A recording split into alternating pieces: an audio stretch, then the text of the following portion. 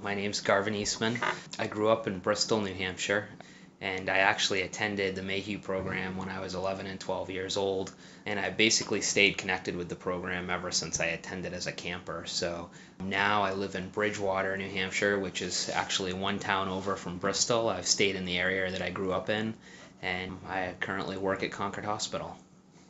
Without trying to be melodramatic, I've given this a lot of thought and I talked to groups about this. And I mean, to me, without Mayhew, there's a good chance I would probably not have survived. I think that I was heading down a road of getting into trouble. I certainly, I unfortunately I have a really strong family history of alcohol abuse and unfortunately siblings got involved with drugs, and I just think that without the positive impact of Mayhew it would have been really easy for me to take a wrong turn in my life. So when I talk to groups about my experiences at Mayhew, I always use the analogy of coming to a crossroads, and that's what the program meant to me. I just, in my own mind, I came to a crossroads and I branched left and had such a positive experience, and really it just changed my life. I think I made a lot of good decisions and had a lot of really positive role models that helped lead me in the right direction.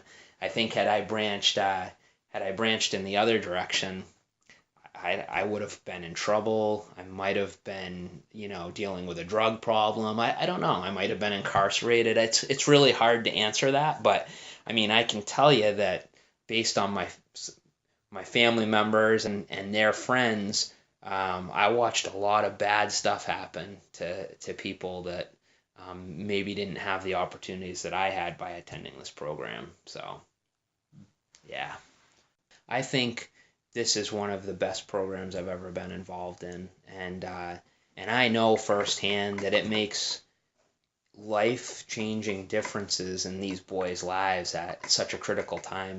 When they're 10, 11, 12 years old, they're most impressionable, and they really need positive role models, especially because of the situations that they're coming from. I mean, oftentimes I could share stories about my growing up, but most of these boys that are in the programs now have it 10 times worse than I did. There's just something so valuable about going out to that island and having positive experiences with people that truly care about you and they want to see you be successful, that I just am happy to share my story. And I'm always encouraging people to try to learn more about Mayhew and to just do what they can to support such a strong program that's in our community here in our state, because it does such wonderful things for the boys.